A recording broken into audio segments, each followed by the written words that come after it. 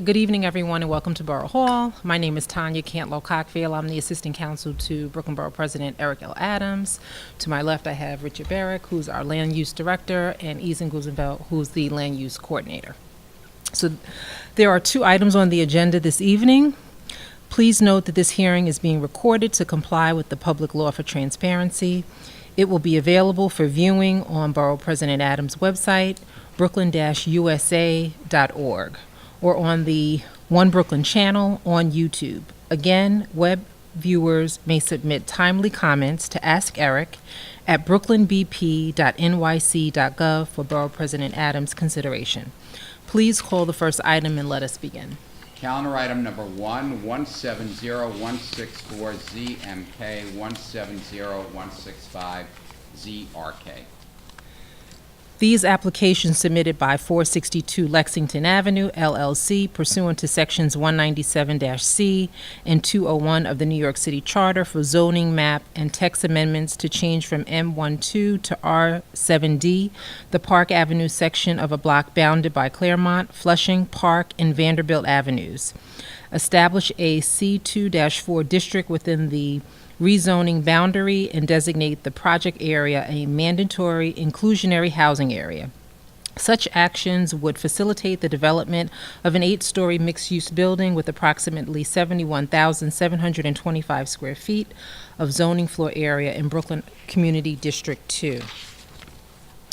The building would have its primary frontage on Park Avenue and result in approximately 70 dwelling units.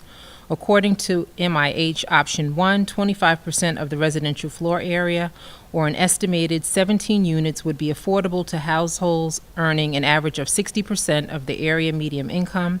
The development would include 35 enclosed bicycle parking spaces. Community Board 2 voted to disapprove this application on May 9th, 2018. Would Jay Goldstein, the representative for this application, please state your name for the record and present the application? Good evening. My name is Jay Goldstein. I'm here on behalf of 462 Lexington Avenue, LLC, and I thank you for having me tonight. As mentioned, we're here today with regard to 205 Park Avenue, which you can see on the first slide is the north corner, really the whole entire frontage of Park Avenue between Claremont and Vanderbilt Avenue. The premises, the actions requested are a zoning map amendment to change the M12 zoning to R7D with a C24 overlay, and a text amendment to create an inclusionary housing district. The premises itself is an odd-shaped lot with 12,808 square feet of lot area. There's 204 feet of frontage along Park Avenue, 84 feet along Vanderbilt Avenue, and 43 feet along Claremont Avenue. The premises itself is located approximately 1 block south of the Navy Yard, and it's directly adjacent to the Navy Green project, which was rezoned to an R8 district with a C24 overlay a number of years ago. The proposal would be to finish off the block to create an R7D with the C24 overlay. The theory being that the R7D matches in bulk and in scale with the buildings that are built. So while the Navy Green project was an R8 district, the actual bulk is similar to an R7D. The proposal again would create an R7D district. Surrounding uses, as you can see on this side, the north side of Park Avenue, is predominantly M12 zoning districts with the large-scale R8 directly north of us. South of Park Avenue along the BQA as well, you have R6, R6B, R5B, and R6B districts, all of which allow for residential uses as of right. As of right, the building now can have a two FAR commercial, which would be approximately 25,600 square feet of floor area, or 4.8 FAR for community facility, which would get them 61,478 square feet. The proposal would allow for a commercial FAR of 2, a community facility FAR of 4.2, and a residential or combined mixed building with a maximum FAR of 5.6. The proposed, as you can see, the R7D, while it is surrounded on this side of Park Avenue to the east and the west by M12 districts, it's predominantly along Claremont and Vanderbilt is predominantly residential or community facility. and therefore we feel that the residential use is within the context of this neighborhood. The building itself would rise to a 6-story building and then set back at the 7th and 8th floor. It would have 71,000 square feet, 71,725 square feet of floor area. The ground floor would be, as you can see over here, the building and the shaded buildings to the north of it are the navy green projects, and you can see that the building was designed to be in scale with those two buildings. The ground floor of the building would have 4 smaller commercial units. These units range in size from 1,365 square feet to 2,291 square feet, and the upper floors would be residential. So on the 2nd through 6th floor, you would have 2 two-bedroom apartments and 8 one-bedroom apartments. Sorry, 3 two-bedroom apartments and 8 one-bedroom apartments. Above that, at the 7th floor, you'd have 2 two-bedroom apartments, and again, you would have 8 one-bedroom, and then above that would be 3 and 2. The building itself would be set back at the 1st floor, and above the 1st floor, it'd be set back to create a rear yard, kind of courtyard over there. And then at the top of the building, we would have, at the 8th floor, there would be an open roof. The building itself would rise to 69 feet to the top of the 6th floor, and then 91 feet to the top of the 8th floor. This picture is looking northwest from the corner of Vanderbilt and Park Avenue. That's the site now, which is vacant. And those are the 2 navy green projects that we're looking to match in scale. Again, this is a picture looking northeast from Claremont and Park Avenue. This picture looks down Claremont to just show you the residential and community facility buildings which are in this M12 district. So although it is an M12, majority of this street, Claremont, is residential and community facility. And finally, this picture looks southwest at the other side of Park Avenue within the R6 district and the R6B, and this I believe is the R5 district, directly across the street from the premises. This is the corner of Claremont and Park Avenue on the south side of Park Avenue.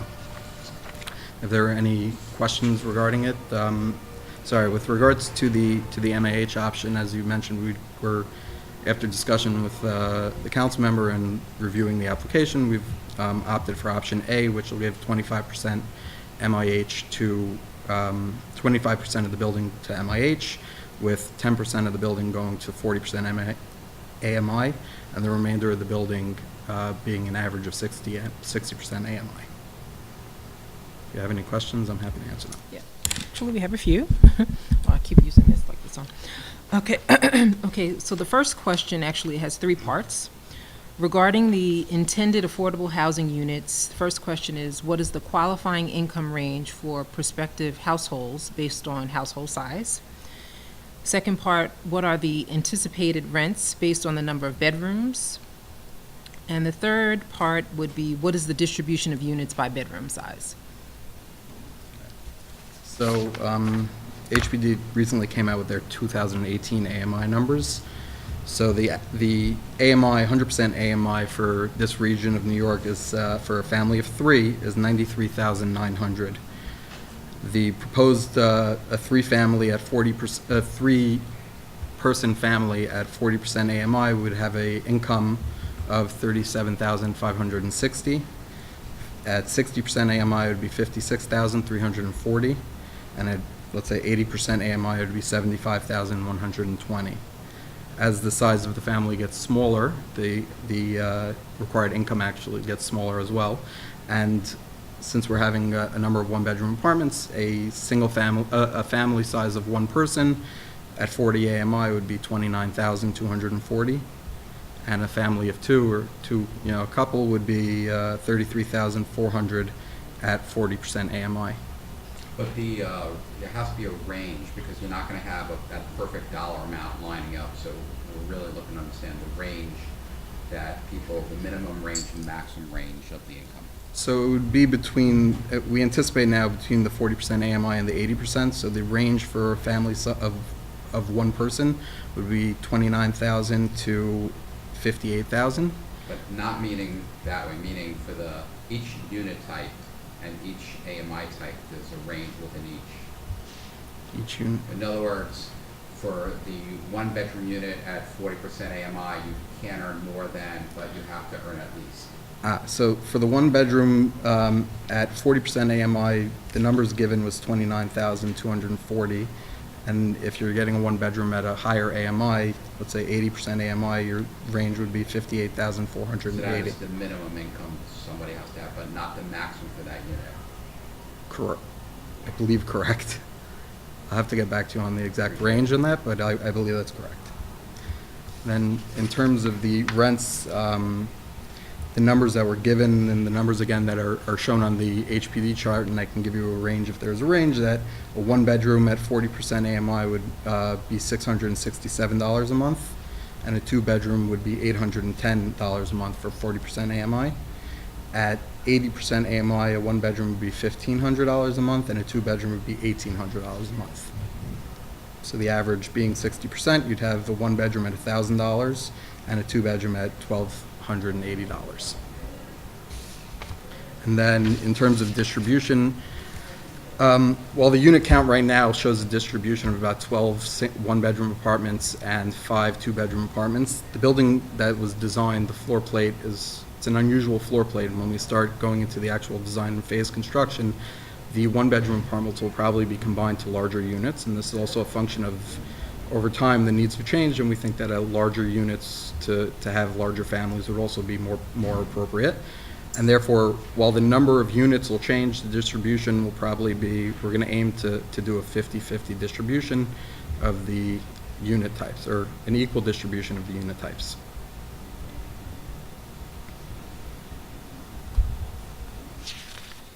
So I have a few more questions.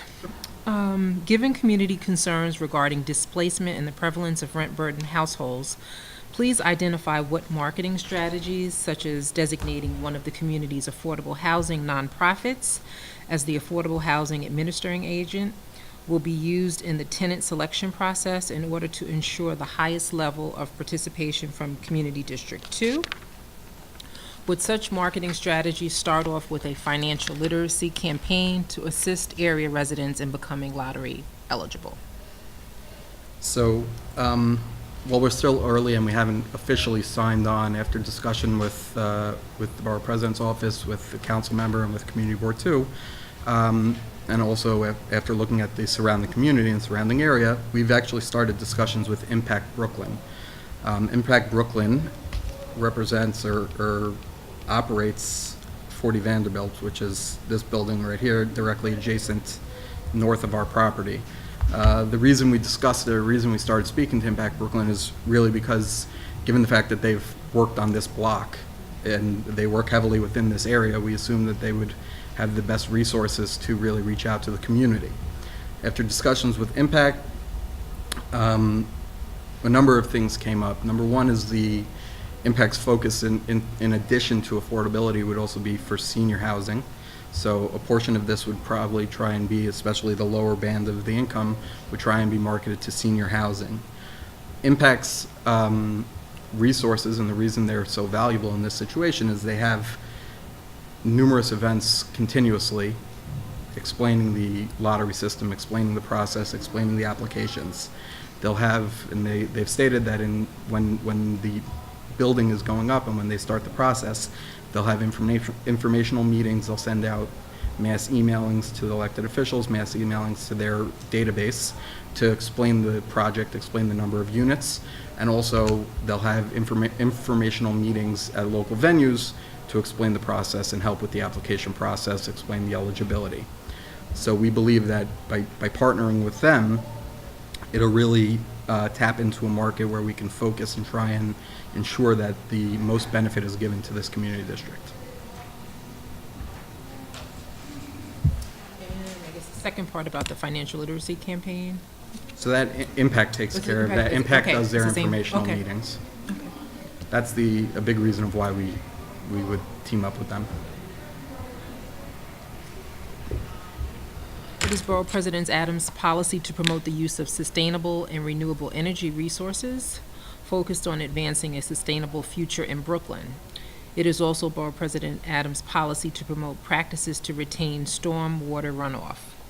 What consideration has been given, possibly in cooperation with the Department of Environmental Protection, the Mayor's Office of Sustainability, NYSERDA, or NYPA, towards incorporating passive house design, solar panels, blue-green or white roof covering, permeable pavers, and/or rain gardens? So, again, during the course of the design and construction, this will be fleshed out further with, in terms of availability, in terms of what we intend. But after speaking with my client, it is our intention to have a green roof likely along the terrace, which is on top of the first floor, in addition to on top of the roof at the 8th floor. These would be open terraces to the tenants, but it would also contain green roof that would help with the absorption of rainwater. Areas that are not accessible to tenants, they're open to the idea of blue roofs, which would they would slow the release of the rainwater to mitigate the runoff to the sewer system. With regards to rain gardens, again, this is something that we'll work with DOT, and we have no opposition to exploring the option and seeing if it's something that DOT would consider for our site and think appropriate for our site. We, again, if it is appropriate and it is feasible, we have no problem with that.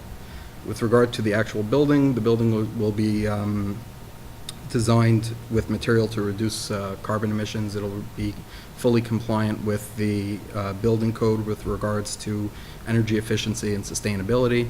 And we'll be working with our architect who's sitting with me today to really maximize the energy efficiency in terms of the building design, the facade of the building, to make sure that the building is the most efficient building that we can design.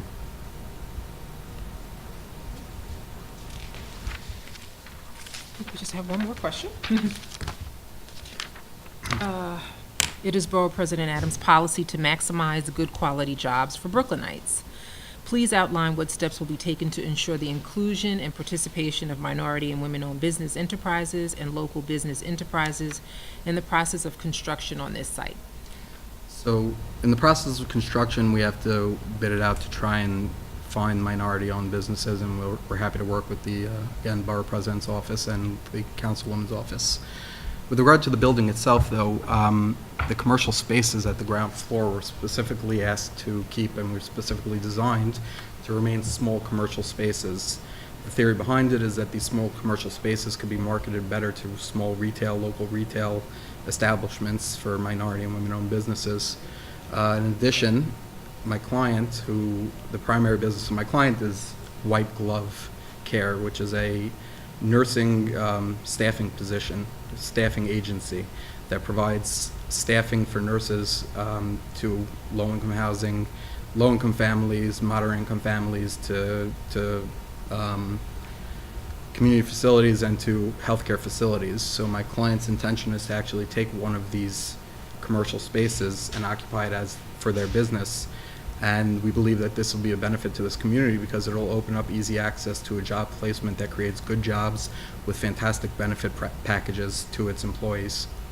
So we really do believe that with all these measures in place, we'll be able to help focus on the minority and women-owned businesses and to really create good jobs for this community.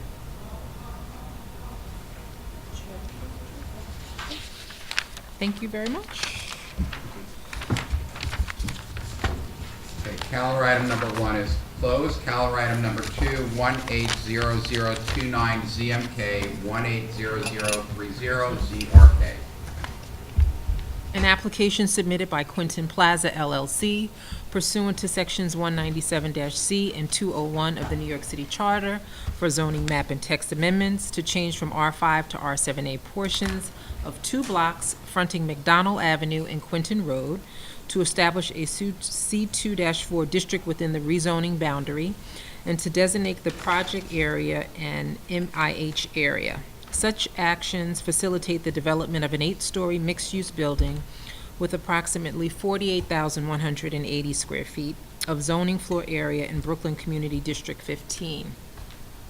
The building would contain 35 dwelling units with 30% of the residential floor area, or 11 units affordable to households earning an average 80% AMI according to MIH Option 2. The development would include approximately 5,800 square feet of retail space and 15 voluntary accessory parking spaces. Community Board 15 voted to approve this application on May 22nd, 2018, with Eric Palatnik? Palatnik. Palatnik, I'm sorry. That's okay, I'm not even going to try to pronounce your last name. The representative for this application, please state your name for the record and present the application. Hi, Eric Palatnik. Thank you for making the time, and thank you for having Jay go first, so I was more familiar with some of the questions that you were going to ask, so I got a little bit of a preparation while you were speaking. The project is right here. The project site includes the three buildings that you see in the imagery that's in front of you on the corner of Quinton and Mcdonald in front of the elevated train. It's an application for a rezoning, as it says up on the screen, from an R5 to an R7A/C24. It's in Community Board 15, and it is in Councilman Kalman Yeager's district. Excuse me, I'm looking for Borough President Adams. Please keep your seat out here, though. I don't know. I'm fine. Thank you very much. Excuse me, no interruption. So, while he was speaking, he was gathering my thoughts. So the application is for an R7A/C24 on that site. And as I was saying a moment ago, it's within Councilman Kalman Yeager's district, as well as within Community Planning Board 15. We were at Community Board 15 last week, where they voted to support the application, and we've also already met with Councilman Yeager.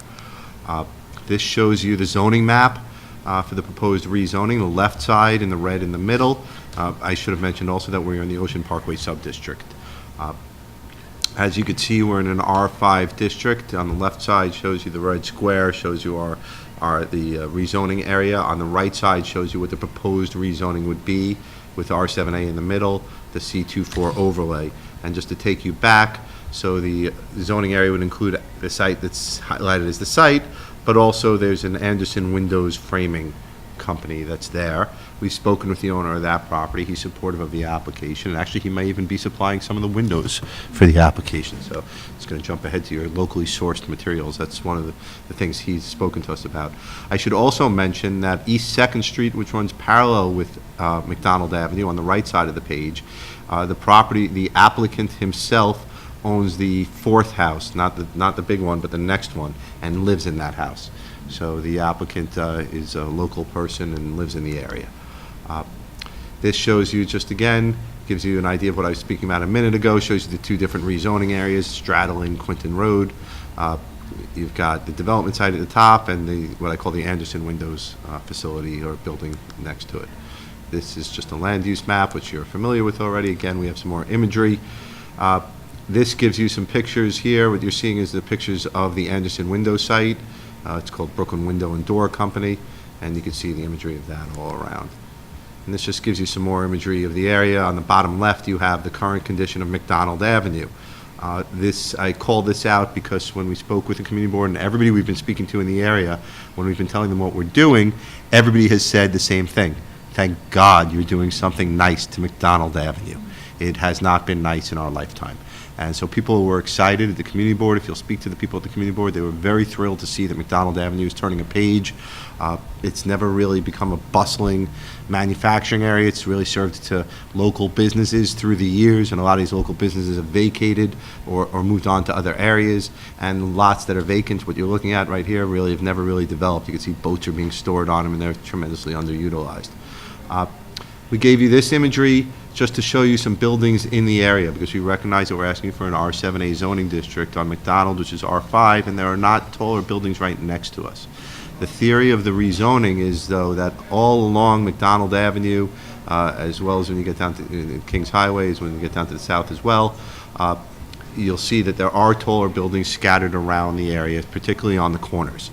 The one on the left, actually, the top left is a block away from us, and I'll keep clicking through to show you some more. This gives you the development site coming back to the property again. This is looking at us from Mcdonald Avenue. The building on the right is ours, as is the building on the left. The people that live in the building on the left are there on a month-to-month tenancy, and they know that they're going to be vacating at some point. And they've been offered a rental in the new building when the new building comes up, and they may take it. This is the building itself that we're going to be rezoning. As you can see, it's got a shoe store in it, and it's got a couple of small businesses. The businesses upstairs, really, I believe are gone, and there's now a mosque that is using the upstairs space as a temporary basis. The shoe store is an older gentleman who's been in business for quite some time. He does custom cowboy boots. If you're looking for cool custom cowboy boots, that's his shtick. He's an older gentleman. He's on the fence whether he's going to come back when the new building is built. He's been there for some time. This building here is what I was trying to call out before, is on Mcdonald, on Quentin, next to us. So I can't take it to a map right now, but I'll point it out in a second. That goes to show, our site is 2 to the left.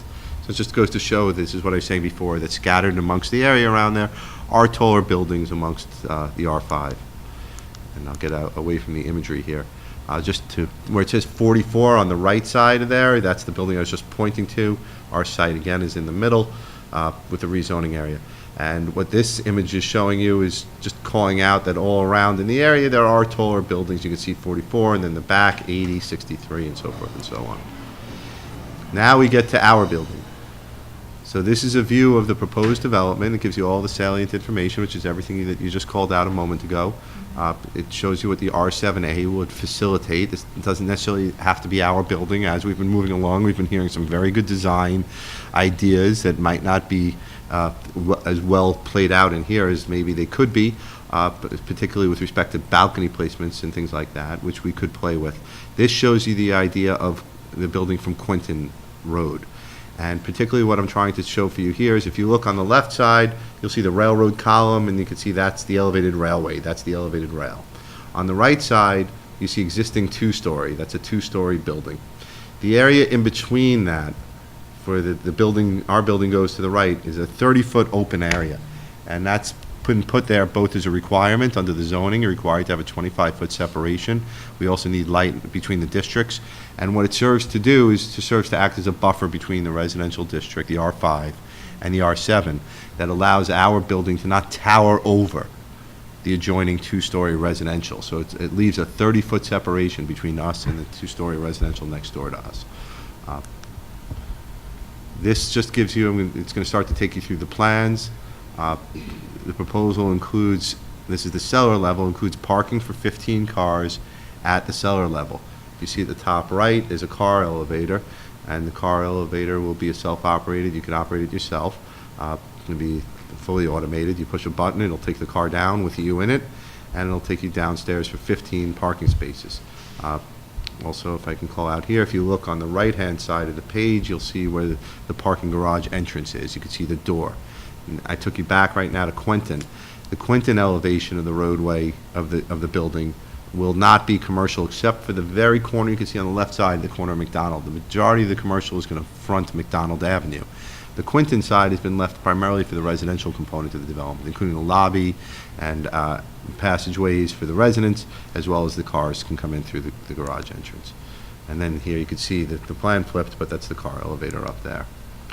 This takes you to the first floor. The top portion where it's shaded on the right, the street coming down is Quentin Road.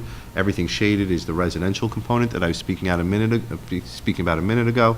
And wrapping around it, you have the commercial area, which we don't have a tenant yet in place. As I spoke about, the shoe guy is one potential tenant there. We're sure we're not going to fill it up, though, with one big 5,000 square foot tenant. We'll probably have a host of uses within the building. This takes you through the second floor plan. It shows you there's a series of 2-bedroom units on that floor, and I know you're going to ask the question later, so you can call out right here. You can see the size of the 2 bedrooms are going to be anywhere between 784 square feet to 928 square feet. The 1-bedroom there is a bigger 1-bedroom. That's at 765 square feet. And then you follow that same pattern as you move up through the building. As you get much higher up and you get to the 7th floor, you see the building starts to set back a little bit. You see you no longer have apartments on the left side of the building. You get two 3-bedrooms in there and 2 2-bedrooms, but you see the building starts to set back, and that's the design of the building. It has playful setbacks that respect what's going on around us. There's portions of it that are 6 stories, 1 story, and 8 stories is the tallest. And now you're at the 8th floor, where you can see really the floor plate shrinks at that point, with accommodating the setbacks, where you have 2 4-bedrooms and a 2-bedroom. I'll call out again at the back of the property where it says balcony. That area there is calling it, if you go from there to the top of the page where it says existing 2-story, that's what I was speaking to before. We have a tremendous gap or a space between us and the adjoining residential on that side. And you have the same amount of distance to the left side of us as well. And this just gives you the roof deck. This gives you, which is not much to see, we'll talk about it in a few minutes, it's proposed to be landscaped, and they're going to try and do not a true green roof at this area, because it will be for tenant use, but they will be utilizing as much landscaping as they can, as you can see around the perimeter of the building, and there will also be a blue roof in place wherever the tenants are not occupying and not utilizing the space, so they can control flow of water and discharge from. This gives you the elevation against along Mcdonald Avenue. Again, pointing out on the left, so you can see the setbacks of the building and how it drops along the way. At the top, you've got a 15-foot setback at the top right. On the left, you can see that it goes up to the 5th floor, and then it sets back 25 feet from the property line. It's already at 8 feet at the base, so there's another 17 feet that it sets back off to the right. And again, what that's doing is creating a buffer, and it's a required buffer, between us and the adjacent residential. And the commercial, as I spoke to before, is all primarily focused upon Mcdonald. This is the Mcdonald Avenue elevation. This, you've seen this already, we were there. They probably should have put this in the plan to begin with. And I should have taken you here first, and I apologize. This just gives you an aerial view of the property from looking at a site plan. And you can see, as you look around the perimeter and into the middle, you'll see what I was talking about before with the 5-story portions of the building, and then you've got a 1-story portion of the building, and then you've got the 8-story portion of the building. So the building really plays. It's not going to be a monolithic square that's just going to rise up from the ground and like Brooklyn Law School across the street. Rather, you're going to have which is my alma mater, and I speak to about adoringly. But it does rise straight up. It's not going to be a building like that. It'll have a lot of playful setbacks. So when you're looking at it from the street, it'll mask its density. The following thing is the final thing is the proposed building height is at 83 feet. You can go up to 95 feet with a qualifying ground floor, but the architect has chosen to leave it here at 83 feet. We believe that accommodates our needs. It does have a qualifying ground floor that they've raised the ceiling height to 13 feet so that they can get good use out of the first floor. And this gives you some perspectives of those ill-fated balconies, which are set back a little bit, so that it's not as if they're protruding out from the building over the sidewalk. They're built, actually, you can see there's a 1-story setback there, and it takes advantage of that, so it sort of incorporates the balcony space into the building. But we could relocate those balconies on a redesign, and we may just do that. The building right now has been oriented to face Mcdonald Avenue, and the apartments on the other side face the back side. I'll take you around for a second so you can see what those are like. There's somebody waving on the 2nd floor. And here you can see what it looks like from Mcdonald Avenue. This, of course, is not a color choice, so please don't think that we're painting the building or cladding it in burgundy or whatever color that is. Here you can start to see the playfulness of the setbacks that I was talking about. You start to see at the top, the 8th floor sort of zigs around. You can see at the bottom on the left side that it protrudes out at the 1st floor, but then it sets back and the balconies take the place of the 1st floor. And the top sort of comes in over that, the top on the left side, so it sort of gives those balconies sort of a built-in, like a built-in bookcase almost kind of feel to it, which is what the architect was trying to accomplish there. And this goes to why the building is oriented that way, because you could see that essentially if you look through those 2 windows that are lining the side that's facing you, there's a hallway that runs through that center. So you have apartments facing the back side and apartments facing the front. So what you're looking at on the back side are the living rooms of the back apartments, and you're looking at on the front side, the balconies are the living rooms of the front apartments. And here this actually highlights for you quite well the separation between the adjoining residential on this side. So you can see the height of the residential. You see that there's at the bottom right, you'll see there's an 8-foot separation between us and the residential, and then we set back another 25 feet on top of that. So really, those apartments are 33 feet or so away from the residential unit. They're the home next to it. Just gives you another perspective of the whole thing, again, showing you the setback, showing you the playfulness of it. Gives you a good idea of the commercial on the ground floor, like I was speaking to earlier, that just a portion of it fronts on Mcdonald Avenue, but really fronts on Quinton, but the majority of it is really meant to gear towards Mcdonald with that side. This side that you're looking at, which is not dolled up and doesn't have a big grand entrance or anything, but that's the residential entrance. And that's what you're looking at on the right side. And this just gives you a view from the street. This gives you more colors of what it'll look like, to give you some imagery. This actually is an image you haven't seen yet. This gives you more of the playfulness that I was talking to a moment ago with the setbacks. So that you're not just getting that monolithic structure that I was talking about. It's a combination of, I like to say it's all the architect's creativity, but it's really a lot of the setbacks are being generated by the requirement that we be set back 25 feet from the adjoining residential in the R5. When you're in a split district situation such as this, there is a regulation, I forget the section, but it prevents you from going right up on the property line. And the idea is to create a development like this that has sort of a low scale up against the property line and then sets back to give the people that are next door a bit of a break from the light and air and give them a nice living environment for themselves. Well, they did something cute at the end. Thank you for listening. That's the entire application, and I know that you have questions. I know what a lot of them are. I'll be happy to hear them, and then I'll be happy to respond, hopefully to your satisfaction. Thank you so much. So again, the first question actually is a three-part question regarding the intended affordable housing units. First part is, what is the qualifying income range for prospective households based on household size? Second part is, what are the anticipated rents based on the number of bedrooms? And the third is, what is the distribution of units by bedroom size? Well, I didn't add up the distribution of units by bedroom size, unfortunately for you, before, and I was trying to do it before I came in. So it's roughly about 60% two bedrooms, 20% one bedrooms, and the remaining 20% are a mix of 3 and 4 bedrooms. And I apologize, I didn't have that specific calculation for you, but we do have the AMIs that you were speaking to a moment ago. So in the building, there'll be approximately 35 units.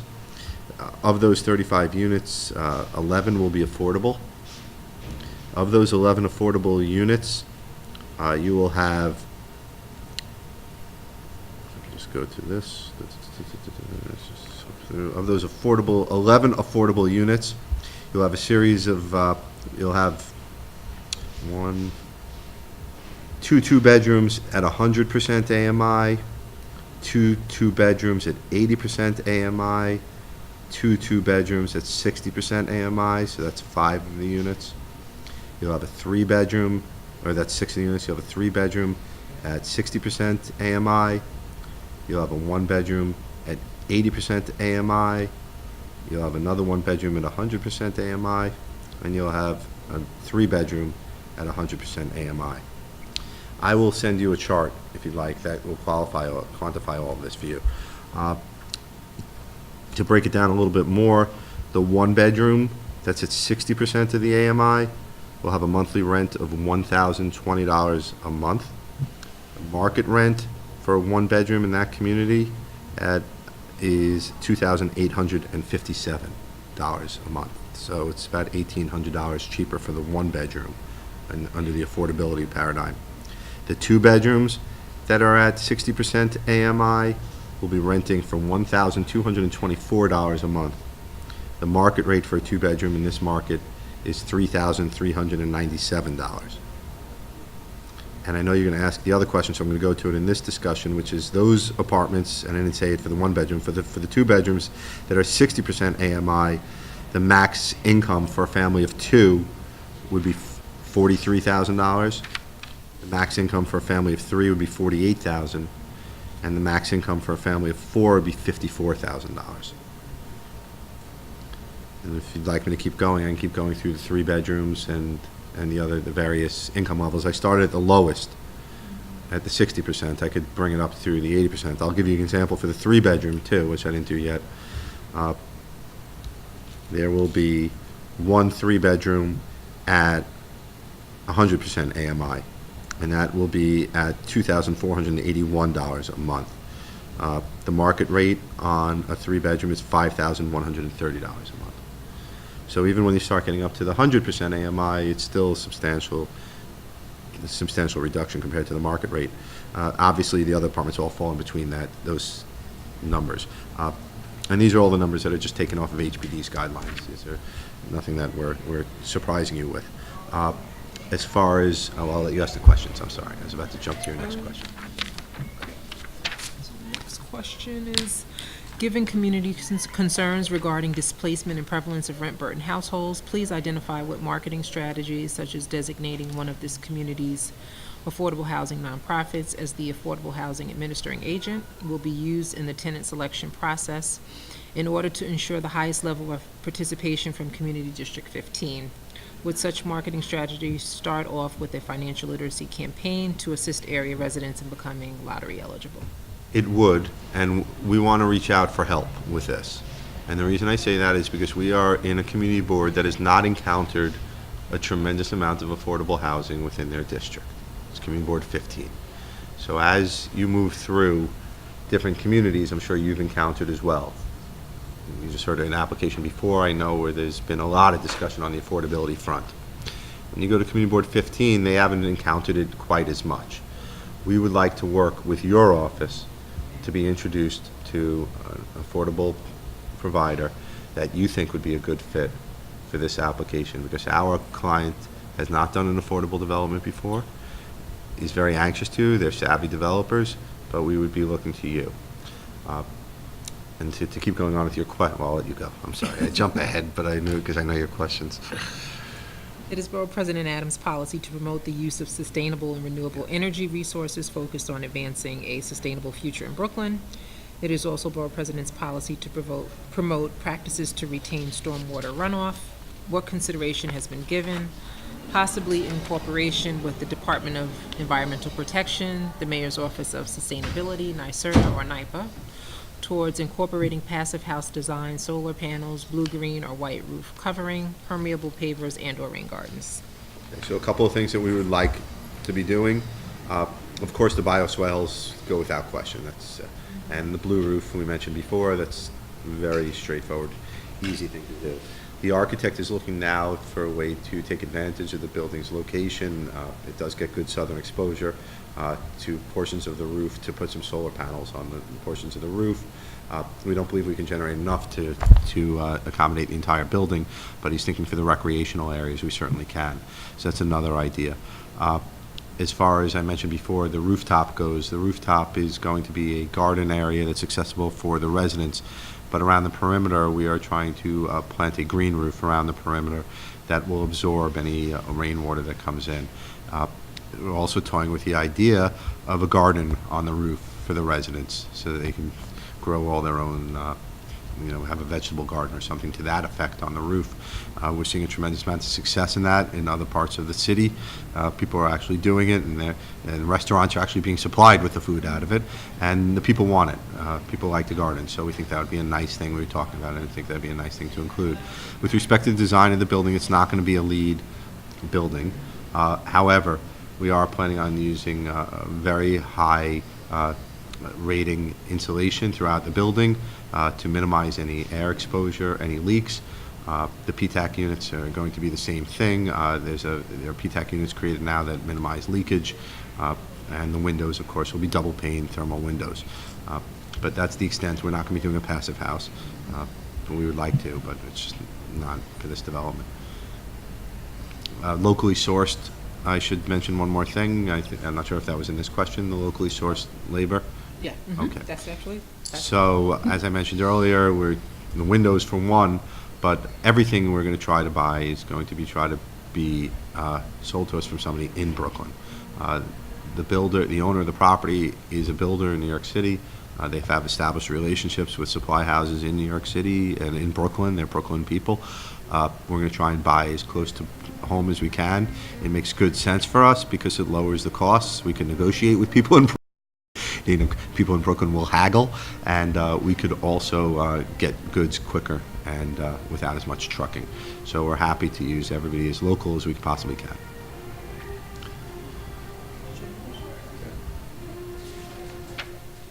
All right. Okay, the hearing on these items is now closed. Thank you. Thank you for participating in this public hearing. Borough President Adams will review the application we heard today and will soon submit his recommendation to the City Planning Commission. Borough President Adams would like to take this opportunity to remind you that the City Planning Commission will hold a public hearing on these items. The hearing is now adjourned. Borough President Adams would like to remind those viewing on the website that timely comments can be submitted by email to askeric@brooklynbp.nyc.gov.